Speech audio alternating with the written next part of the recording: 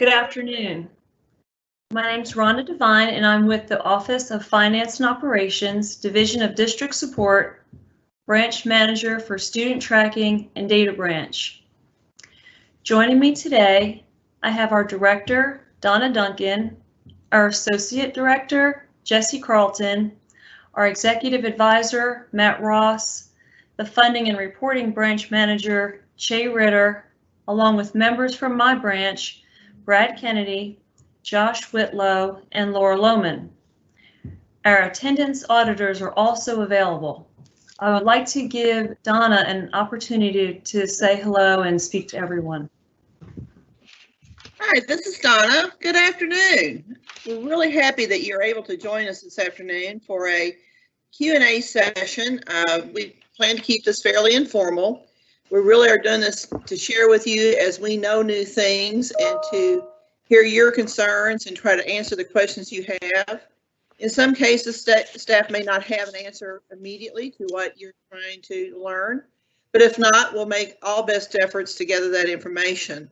So I look forward to our time together this afternoon. And again, thank you for joining us. Rhonda, back to you. All right.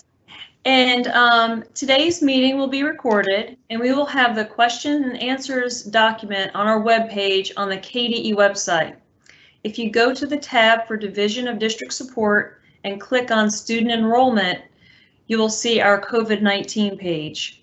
We will have the Q&A up from the last meeting within the next day or two.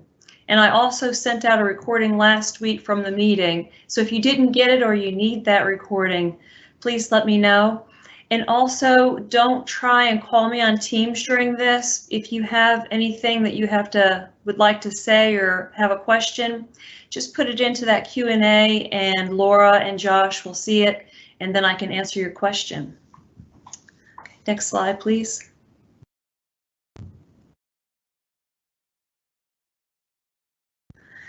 Today's discussion, we will cover the following topics: SAR submission and pros and cons, calendar submission, variable calendar, and alternate school schedule and setup.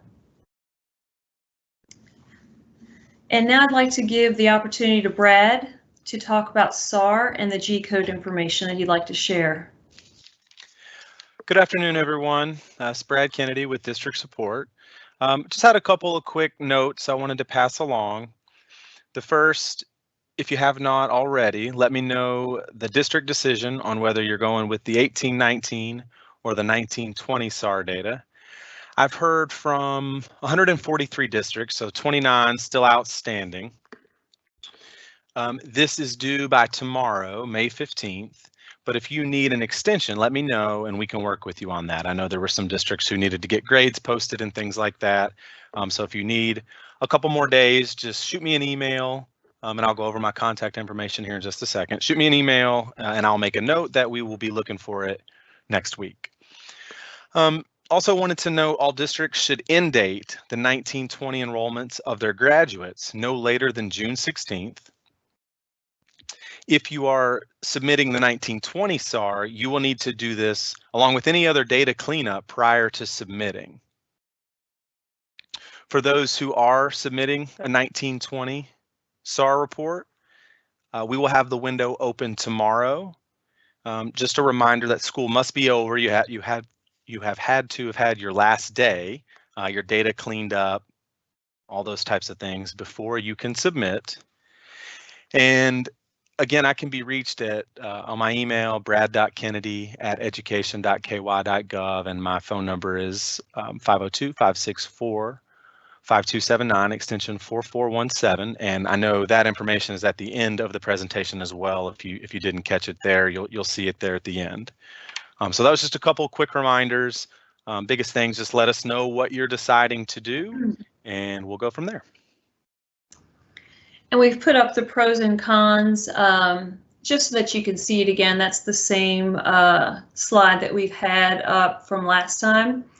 And towards the end, during the question and answer, if you have any questions for Che, he is here and would be able to help you. Okay, next slide, please. Okay, and this is just a friendly reminder to submit your calendars electronically through the KDE web application, and we've provided the link. And I also wanted to mention that if you've had changes in staff for your DPPs, make sure that the WAPOC updates that information in open house. And also send me an email as well, and I keep a distribution list, and this way I can keep it updated. Okay. Next slide, please. All right. Original calendars must be submitted by July 31st. You only have to submit one calendar. Kevin Brown, our interim commissioner, is asking for each district to have a couple of alternate calendars on hand in case things change quickly and the traditional calendar that was submitted changes. It would be helpful if the additional calendars were approved by your board. So if you need to use them, one of them, it's ready and you can use it quickly. You don't have to resubmit your original calendar. You can wait until the end of the year to send the amended calendar that shows what actually happened. Okay, next slide. Senate Bill 177 was put in place for the 2019-20 school year only. It is over on July 31st. Everything goes back to our statutes and regulations as before, and we only have 10 NTI days unless the governor makes the change. Also, home hospital, Senate Bill 458 made changes to home hospital, but it did not make any changes for healthy children wanting to go on home hospital if they have a fragile person in their household. So as of right now, Senate Bill 458 is what we will follow for the coming school year. I know that was a frequently asked question, so I wanted to get that information out. So the variable instruction calendar waives the 170 days. We've talked about that already. So students starting after the first Monday closest to August 24th, which would be August 26th this year, you must still get the 1,062 hours of instruction, and you cannot round up. And we've had a lot of innovative calendar ideas talked about from the districts, and I've been keeping a list of all of them. One for the use of the variable instruction calendar, and I thought this was a really good idea, so I wanted to share it.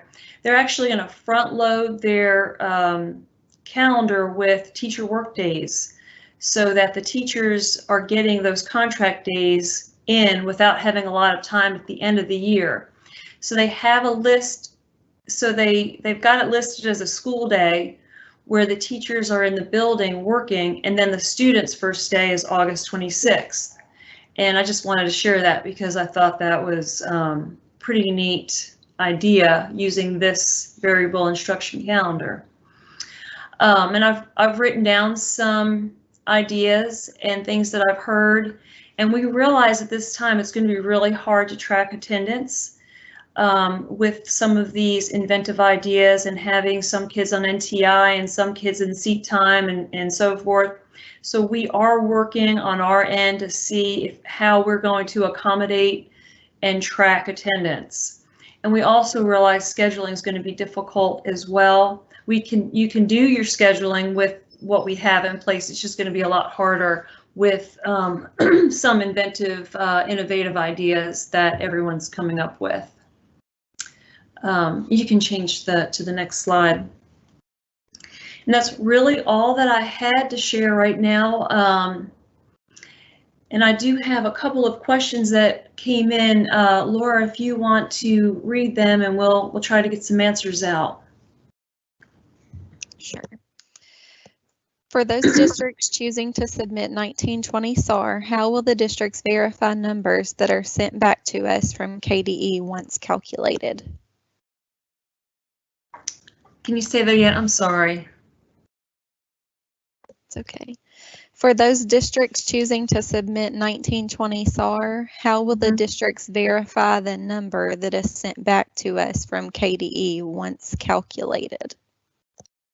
I don't know if there's really going to be a way to do that because We're going to manually have to make some changes and put the NTI days. What we can do is send you what we've done and how we've calculated it, and then you can look at that and verify through that means. I think that would be it's probably the best that we're going to be able to do this year. Hey, Rhonda, do you mind if I jump in real quick? Not at all. This is Jessie. Yeah, Rhonda's right. The way we kind of envision this going is when the 1920 SAR is sent to us, we're gonna process everything that we can that doesn't have the NTI days, and then what we're going to do is manually calculate those NTI days. So it won't be the automatic emails that you're used to coming back and forth between Brad and you as a DPP, but what we will do is we'll put something together to show you what was calculated through the system for all of your days other than NTI days. Then we'll show you the calculation we did for the NTI days, and then show you how we got that final number. So that's having to split it out like that. That's kind of the best we can do, but you will get an email from us kind of showing our process of what we did manually. And then if you choose the 1819, you don't have to do anything. We will pull those numbers in and use those for calculations. Okay.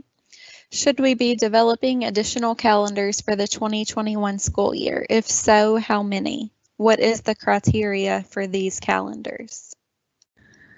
Well, I heard 2, possibly 3 different scenarios that they want districts to have on hand. So you would make sure that those calendars met all the criteria as far as the 1,062 hours of instruction and the 170 days, and how are you going to what process and how do you plan on getting that done. If you use the variable instruction, then you wouldn't have to worry about the 170, but you would the 1,062. So really following those guidelines, and how does your different ways that you could do that. And I've gotten some pretty good different ideas that I can share if anyone would like, or I would recommend too reaching out to some different districts in your region to see what are their plans and how are they thinking of meeting these calendars and following the guidance. So I think a couple of districts said they were going to actually wait a little bit before they submit their original calendars because they had a few different ideas, and then others have already submitted their original calendars, but they're putting together these other ideas so that, and some are even getting them approved already through their board, so that if they need to make a decision quick, that they'll have it on hand and they can go with that. And one thing that Robin, our associate commissioner, stressed is that the community is involved in your decisions. So you just really need to make sure that they're aware, I guess, of what your plans are and getting that information out to your families. Okay, we have another calendar question that kind of goes along with that. It says, if we have already submitted a calendar with the August 12th start date, but end up using a later start date after August 24th, can we use the variable instruction calendar to meet the 1,062 hours instead of meeting the 170-day requirement?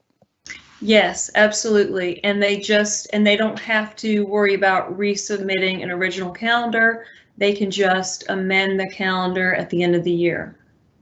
And I think we're going to see a lot of that this year. Okay. I've also had some districts that actually want to start July 6th and go 100 days and get the time in, and then be out for a few months in the winter and then come back in the spring and finish up. So we've got some really great ideas, and some districts wanting to do an A-B schedule where half would come in and the other half would do performance-based classes and then switch. And we've had another district say, well, we're going to do a survey in June and the ones that are scared to come back to school, we can do maybe something with a virtual performance space with a teacher, and then seat time with a different teacher for the rest of those kids. And so those are some of the things that I've been hearing from the districts. Okay. Can KDE provide any guidance assistance to districts who are trying to determine to use the 1920 SAR or not on calculating NTI aggregate days, present, absent, adjusted? I am hoping that Che will jump in for that answer, because I think he has been talking to many districts individually and talking to them and looking at what they have and giving them maybe some things to think about, helping them decide the 1819 or the 1920. Yeah, I can do that, but I think he's also asking about how the aggregate days, present, absent, adjusted is going to impact that. And I'm not sure how that's going to impact that actually. So we may have to get back to you on that one. And I've got your name, so I'll write that down and we'll be in touch. Thank you, Che. Mm-hmm. When is the NTI application due for the 2021 school year? Actually, they're coming in now, and I think June 15th is the date that they're due, because I'm on the team where we are looking at the plans that are coming in, and we're approving them as we speak. So I believe the cutoff is June 15th, but we can confirm that, and we'll put it in our FAQ when we find out for sure. But that date is, Jesse, do you know offhand if that's correct? Yeah, I was going to jump in. I actually saw the question before you and cheated and went out to the website. You're right. June 15th is right. They've extended it to June 15th. Okay. If we use the later start date for the calendar, how will having fewer student days, 152 versus 170 student days, affect SAR funding for the 2021 school year? Well, it will change the denominator, because everything gets divided into the amount of days that you have. So that will affect the calculation. But as far as what it will do to it, I really don't know. Right now, everything gets divided, and normally it's 170 or 172. So that will change it if it's 152. Che, do you have a better understanding or how that might affect it? No, I mean, it's the same issue we have in transportation, but also for 21-22, I think there will be a lot more discussion about how that will look if we do run into another cycle of COVID or whatever the situation is.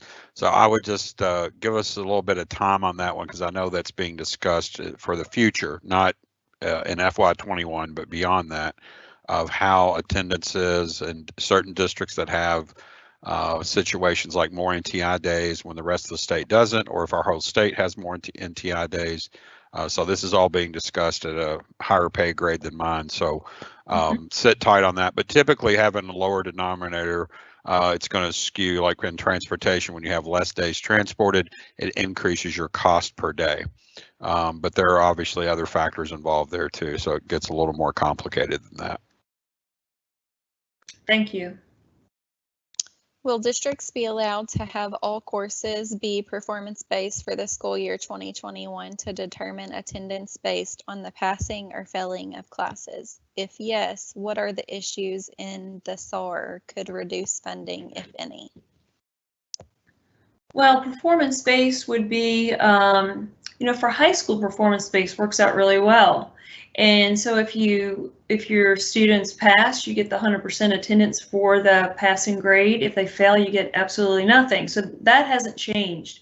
What we are concerned with is the elementary kids. So a lot of times your elementary students are more of that standard-based grading, where they are, you work with them and then you assess how they do, and then you give them that standard-based grading, and it's different district to district.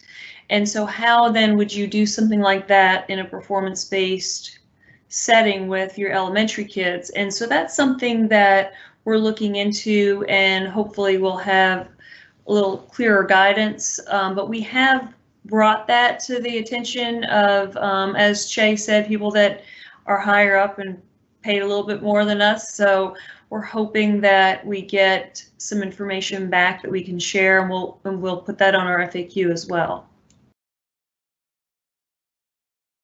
Okay. If we have a traditional calendar submitted to KDE, but with the conditions at hand, if we would like to start the August 24th or later, would we be able to apply the rules of the variable calendar legislation? Absolutely, yes. So a lot of people have those traditional calendars because they were done months ago and they've already, got it all approved and ready to go. So they can submit those, and then if they decide, hey, we need to use one of these other calendar ideas that we've come up with, and they have it approved by their board, they can use that calendar and then just send us the amended. And yes, if they start after that, I think Monday, the 26th of August, then they can use the variable calendar.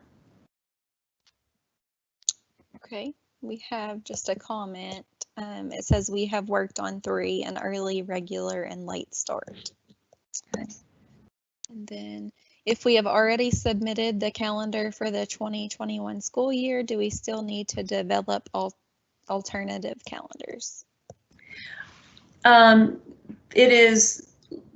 They're really wanting the districts to have other calendars ready because we just don't feel like it's going to be a traditional year. And so just being ready and having it on hand is suggested by our interim commissioner. Hey, Laura, I have a question on my end. Okay. At the start of the 2021 school year, we anticipate a high number of students requesting home hospital who will have the authority to approve the home hospital for fear of COVID-19. And then the second part of that question is, will the fear to return to school be considered a mental health concern or a physical health concern? Right now, we don't have anything to address that. It's not part of the home hospital. The child has to be sick with a doctor's note from a physician, or if it's a mental health issue, it has to be documented and approved and turned in. And there's a list of, it's either a psychologist, psychiatrist, could be a physician assistant has a license in mental health, and there's a list of different people that qualify that we have now that we did not have last year. But they would have to have that paperwork, and it would have to be signed by a doctor. And right now, we don't have anything in place for just someone that is scared to come to school, or someone that has a fragile parent or grandparent at home. And we know that that's something that's going to be coming into play, and people are concerned. So we are addressing that. And as soon as I get information back from that, I'll let everyone know. Can you elaborate more on the variable instruction and how that looks? Approval from anyone. Can you repeat the last part of that question? Yeah, can you elaborate more on the variable instruction and how that looks? ... Approval from anyone? ? Well, the variable calendar is, you have to make sure you get your 1,062 hours of instruction. So you'd have to think about, how are you going to do that starting August 26th or starting after Labor Day? You can go to a 7-hour day, so you'll be able to get that in within 152, and I think I've heard one district say they've got it all figured out. I think they have 160 days and they're using the variable calendar. So you really have to sit down and divide it out and make sure that you can get that in. And then you've got your holidays and you've got your contract days for your teachers. All of those different things you have to, just as you would in a traditional calendar, sit down with a committee and figure out and plan out your year. You're going to do the same thing with all of the same aspects, but you're just going to start later. And you can also increase that to a 7-hour day in order to meet that time frame. And I don't remember the district that I spoke with, but I really liked, and I don't know if I should say because then everyone will call them, but they have their variable calendar with, I think it's 15 teacher planning days prior to the start of school for the kids. So they're kind of front loading that, getting some of those teacher contract days started or in, and then the kids come, and then at the end of the year, most of their teacher contract days are filled because they still have that, they still have to fill that, and then they've got their 1,062, and then they can finish up the year and be done. So I thought that was pretty good idea. So it's really just sitting down and figuring it out. You have your 4 holidays and opening and closing, all of that still has to be accounted for. Hey, Rhonda, can I piggyback on that just a second? Mm-hmm. Sure. As far as approval, there's nothing specific that districts need to send to us to say we're doing the variable calendar. I know several people have had that question. You know, if you put in a regular, what we would call a, traditional school calendar, and then you end up going to this, we will be able to tell it when you submit your amended calendar and it hits, the rules for the variable calendar. It starts after that August 24th date, then, we will automatically apply those rules to you. So there's no approval process or notification that you necessarily have to send to us that you're using that variable calendar. And also, Jesse, would they be able to use the calendar report to see and make sure they have all of the things that they need for the calendar as far as their timing and all of their holidays and things like that as well? Yes, if they switch it and put it in that calendar summary report and everything else that they normally use, you should be able to use just the same to catch the hours. You'd just be looking at the hours in that case and not the days. And if anybody, puts it in or has any questions, feel free to call us. We can log in and look with you and see if we can help out. Absolutely. Thank you. Most districts utilize the calendar committee process in developing the additional calendars. What was the question? Do they need to utilize the calendar committee process in developing additional calendars?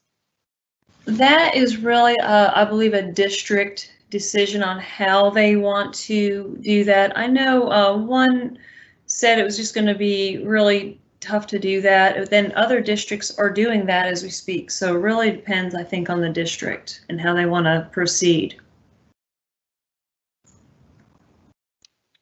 Okay. We are choosing to use our numbers from 1819 for SAR. What, if any, reports still need to be ran or submitted to KDE? Is there an updated list on KDE's website? The 1819, we're just going to pull that from last year, so you don't have to do anything in that regard, but you still have to do all of your data cleanup for 1920 and make sure everything's in there correctly, because we are pulling from Infinite Campus for other reports, and I believe we're pulling out membership and a few of other things. So make sure that you have all of your data cleanup for 1920 just as you would any other year. And we do have that SAR submission manual. You can look through that at the 1819 and follow the same cleanup guidelines that you would do for 1920. And you're just not, you don't have to have it all in at a certain, immediately like you do. Just have it done before June 30th. But if you're using 1920, then you have to have all of that cleaned up before you ever submit that, just as you normally would. Hey, Rhonda. Mm-hmm. I have one on my end. Is there any discussion on waiving the enrollment requirements for physicals or immunizations? No, not that I'm aware of. No. So we are putting in place some safe to school guidelines on some things. We're working with CHFS, and they're writing some guidelines to assist in safe to school this year, and some things that they're suggesting schools do. But immunizations should still be followed. And if there's anything different from that, I'll let you know. But Angie's not on the line, so if I find out something different than that, I'll let you know. Has anyone in your office taken information from a district SAR from last year, inserted NTI days, and did a trial to see how it impacted their funding compared to what they actually received? No. What we did do is a trial on the NTI days, and how we would do this with 30 or 40, because our system can only take 10. And that's why we discovered that we're going to have to do manual calculating, because our system is designed for 10 and 10 only. So we have been testing, but really just to make sure that we can calculate it properly. If we decide to implement a variable instructional calendar that 160 student days, would our district being reimbursed for transportation at the same funding rate as if we were completed 170 days? You get your transportation by the actual transportation. So if you have 152 days of transporting kids, you'll get the T1s for the days that they're going, to the school and back home, or just the T2 where they're just traveling one way. So that's based on the actual transportation that goes on daily. Hope I answered that. I like the idea of using performance-based virtual instead of seat time, but the attendance credit is based on completion of the course. Mm-hmm. What do we do if we service a student all year long and they move right before the close of the year? We would lose all funding for those students. And that is, they don't have a final grade, then that's really a risk with going all performance-based. I don't think we have any way. I guess you'd have to put a final grade in for them. I don't know, Jesse, do you have an answer for that? Because they'd have to have a final grade to get their performance-based credit. Right, and I would probably nudge Josh to weigh in on this one too, but that's the way I understand it as well. And that's one of the risks, like you said, of having those all performance-based, because if a student leaves, there isn't a final grade, and that's what determines the attendance you receive on that course. Are we right, Josh? Yes, that's correct. And what we've done in the past is, and I've met with Jesse and Rhonda on this too, when that student leaves, whatever grade they have in that class at that time when they leave is the final grade. So you can associate, end the course that they were in on that day and post a grade to it as of that day. Yes. Right, Josh? Yes. So, that would be a way to get, that chunk of funding for just that little bit. Correct. And I'm sending a message to Angie right now for the immunization to see if I can get an answer for you. Okay. If school year 2021 includes a daily schedule in which students are both face-to-face and on virtual, will there be guidance on tracking attendance? That is something that we're discussing right now. How are we going to, because our system is designed basically for our traditional year. So with the new ideas and ways that we want to move forward, our system is really just not designed for it. So now the discussions are, how are we going to track attendance? What are we going to do? And so we're still in the process of those talks and figuring out how we're going to do it. So I don't even have a good answer for you because we're still in the process. Things are moving so fast that we're trying to move with them. And that's definitely an area that we are looking into right as we speak. Oh, and I've got an answer back from Angie on the immunization question. She said they're looking into possible extensions to the deadlines, but not waiving the requirements. So they're looking at giving some more time extensions, but they still have to have their immunizations. Some have mentioned having some students come to school while others are completing NTI work at home, rotating students each day. If a district chose to rotate students to reduce the number of students at school, would the 1,062 requirement be for the total school year, or is each student required to complete 1,062 hours? Each student is supposed to get the 1,062. When you do NTI, then you would get last year's ADA, and that would get plugged in and also calculated for the amount of time. Just like I think this year we gave everyone 7 hours, but if we don't do that, it would be your NTI would count for the amount of time your school day. So if you have a 6.5 hour school day and you're doing NTI, then you would get the 6.5 amount of attendance time, and then last year's ADA plugged in. So you would still be required for the 1,062 for all the students, and that's how they would calculate that, just as they do any other year. Can more than one calendar be entered into IC just to see how the different days look? We can only, the only way we can do it is one calendar. I don't think we can have more than one calendar. No. And if I'm wrong, Josh, you can chime in. But I believe the only thing that you can do is if you have your sandbox going as well, you can do one in your live site, excuse me, and then one in your sandbox as well. So you can have at least up to 2.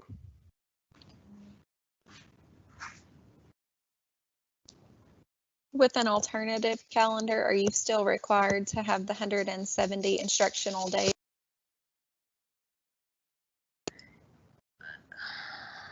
If it's not, if the students aren't starting instruction after the Monday closest to August 24th, then they have to have the 170 days. If the students are starting their instruction after that date, then they can use the variable calendar, and they are not subjected to the 170-day requirement.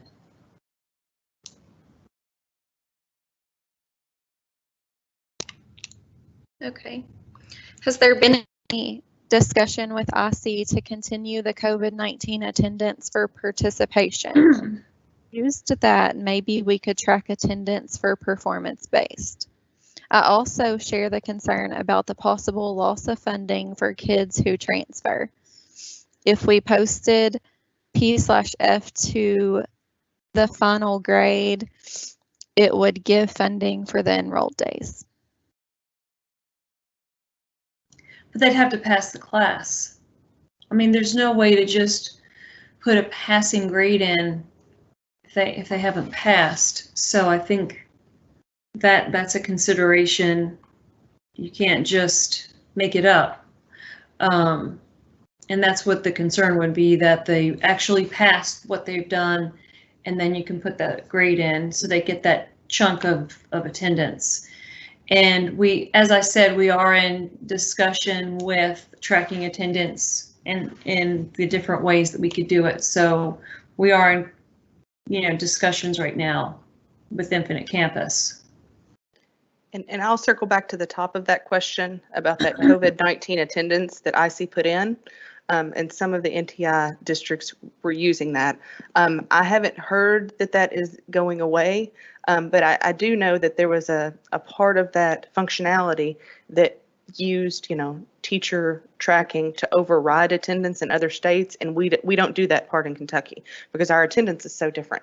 So it may be that it's still, available to use in IC, but if we're going to use that fully like other states, we're going to have to do a lot more testing on what it does and how it affects our attendance. So like Rhonda said, that's one of the things we're looking into, and I don't know that they're necessarily going to take that away, IC, but the connection to our attendance formulas and tracking is what we're looking into. Thank you, Jesse.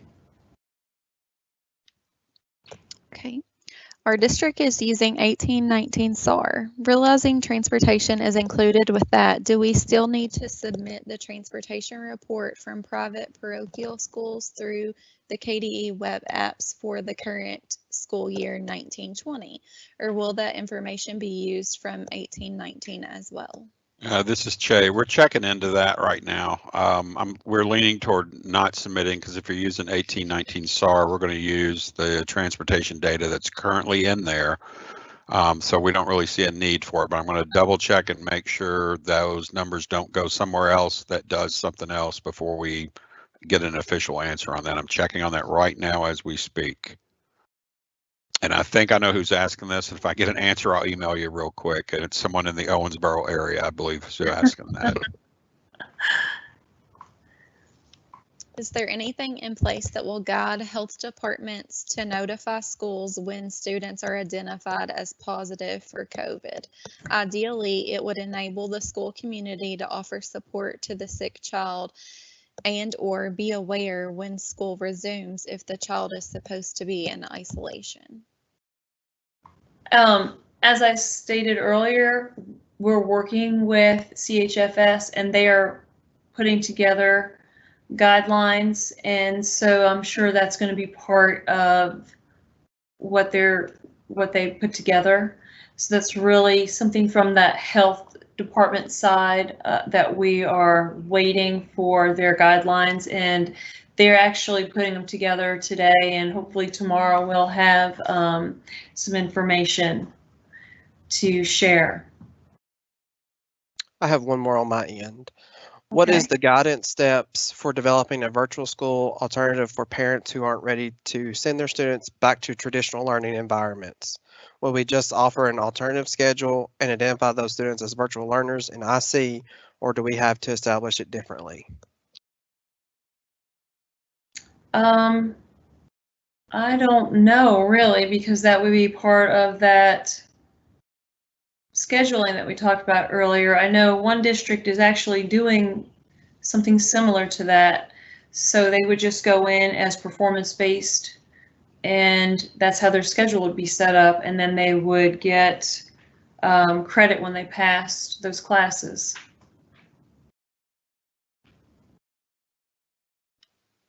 I don't know if anyone has anything to add to that.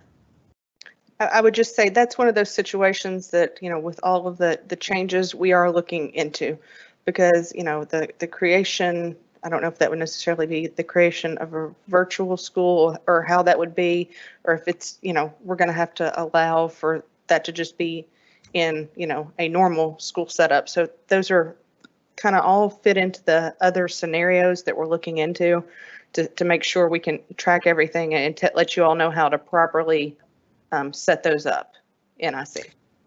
And something that Sheila is mentioning, if you have some students that are performance-based and some that are seat time, it's not, you can't consider that an NTI day. NTI is for all of the kids at the same time, all home working. In this situation, it would be performance-based for some, seat time for others. It's not it would not be considered an NTI day. So that was a good clarification from Sheila. If we use virtual performance-based, will we still be able to receive transportation funding for students? The students that are virtual performance-based aren't being transported, so you can't get transportation for that. The transportation is for a student that's sitting on the bus and going to school. So then the answer would be no, unless you're transporting them. Okay. The front-loaded calendar you spoke about that used the teacher contract days up in the front, was that utilizing the variable instructional calendar? Yes, what they're looking to do is start with school days that are not instruction days, and I think you could put it in as a planning day, or PD day, and the teachers are earning those hours, and then the kids would start on the 26th or after, say maybe even Labor Day, after Labor Day or the 26th, and then that would be their variable calendar, and that's what they're proposing. So I believe that would work because the instruction is starting after that date. What districts are currently using a variable calendar? Right now, we don't know. We're just talking to different districts and hearing some ideas. We don't really know who is planning on using one officially. Has there been any discussion with starting the school year on time with the original calendar with NTI days? I have not heard that. Right now, we just have the NTI, the 10 NTI days as we have before Senate Bill 177. So unless the governor makes some type of a change, that hasn't been, we could do that, but it would only be 10, and I haven't heard anything official. Would a school district who has made a variable calendar already be willing to share with us what it looks like? Yes, I'm sure they would. There are different regions that usually work together, and I would reach out to different people in our region. We just had a meeting on Friday, and I believe one of the districts was talking about their variable calendar that they were putting together. So I think that would be, there's also a listserv where the DPPs also communicate between each other. So I would reach out through that means and see, because I think if everyone would share ideas, it would take a lot of the work. You know, if everyone's trying to scramble around and come up with 3 different ideas and they're not sharing, it's a lot harder to do than if you can speak to someone that's already put something together and bounce ideas off each other. Do we know which schools have used a variable calendar in the past? To my knowledge, they haven't, but Sheila may text me and tell me differently. Jesse, do you know of any that used one so far or in the past? No, I don't think we've had any come through to us that they have used it. And I think that's why, some of the questions are coming up, because we haven't, it's been out there for a year or two, I believe. Mm-hmm. But I don't know that anyone has used it as of yet. I thought there was a district in Western Kentucky. If so, Sheila will text me and let me know, and then I can share that. Okay, and we just have somebody who requested that we send out the PowerPoint prior to this so that they can take notes. So I think we can do that next time. Okay, and we have to send everything through, and so we just really grabbed a few slides from our last PowerPoint, which I think I sent that out to everyone. I can resend that. And Sheila said last year there were 4 districts that used the variable calendar. So they were from Western Kentucky. I just had a text message to come across. starting the 2021 school year with COVID-19 still going on, do we have an attendance codes that's going to be coming out for those? We talked about that because we are thinking that the health department's going to want some type of tracking, just like we do for the flu, but we don't have anything in place right now, but we are talking about that. And I'm not sure how we're going to do. I know we have, I think, 4 flu codes. I don't know if we're going to have the same type of thing for COVID. Of course, we'll let you know as soon as we get that. Someone says that Metcalf has used one for 2 years. Okay. And then Josh, do you see this that says please share and it's a link? Yes, that's the DPP listserv that they can sign up for. Can we send that out, I guess, through the distribution email? We can, and it's also listed in the Q&A for everybody to get to. Oh, wonderful. Okay, thank you. Oh, and also in Central Kentucky, there were a couple of districts also that use that calendar setup. My apologies, guys, for not knowing you were on a variable instructional year calendar. It all came through and processed and there were no problems, which I guess that's a good thing, but yeah, we didn't notice it. So you're still getting your hours in, so good job. Mm-hmm. If you have less than 170 days, are you still eligible for the traditional NTI days? If you apply for the NTI days and it's accepted by our NTI office that you have the plan and it's approved, then I don't see why you wouldn't be able to have up to 10 NTI days. So that shouldn't change. Also, I just got a text message as well. They're saying that the calendar summary report does not run in the sandbox, so we will reach out to Infinite Campus and see if we can get that going in the sandbox as well. We are caught up on questions up to this point. Okay.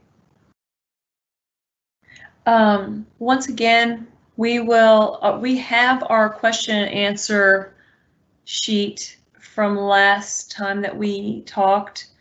It's been approved and we're going to put it up on our website within the next day or two. And then this Q&A we will put together and we have to send it around and get it approved before it goes up on our website. So as soon as we get that approved, we'll also put that out. And I can also email the one that from last time. I can send that through email and also the PowerPoint. And we will also have the recording up, and everything takes a few days to get it all in the right format and approved before it is put on our site. And again, I really appreciate everyone's time, and hopefully we'll have some deeper answers to the questions that are coming in. We are working as fast as we can to get things approved, and just feel free to email us and we will get you an answer as soon as possible. And we're hoping to do this again in 2 weeks. And you can see our contacts are up on the screen, and Brad Kennedy is up if you need to let him know about your SAR. And we have our field staff as well who can also help with calendar questions. And that's all I have for today. I'll send out another email and hopefully we will have everything set up for Thursday, not next Thursday, the Thursday after at 2 p.m. as well. We wanted to do it earlier for some of our western counties. It would make it easier, but the finance department has taken that 10 o'clock slot, and we want to make sure that everyone can listen to both webcasts.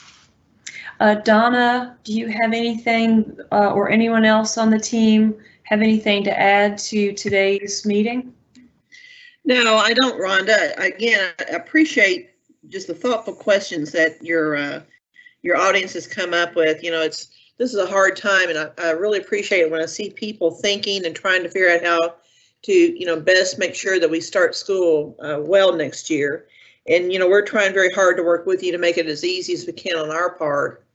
And Rhonda and Jesse mentioned briefly that there will be guidance coming out to districts talking about the start for next year. And I think each district, I don't know about being required, but at least strongly encouraged to look at how it would look if you did the traditional days versus an early start or late start or some kind of non-traditional look to it. So everyone's just really concerned about what the pandemic might look like as the year goes on. And it's just so many unknowns that it's hard to plan. And I guess the only way you can plan is plan on anything could happen. So we really appreciate it. And we appreciate the frustration that we know you all feel.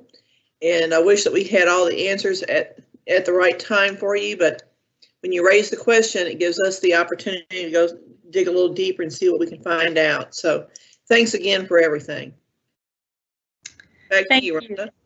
Thank you, and I will be sending out an email to everyone with our next meeting date and our FAQ from last session. Thank you again for joining us today. Thank you.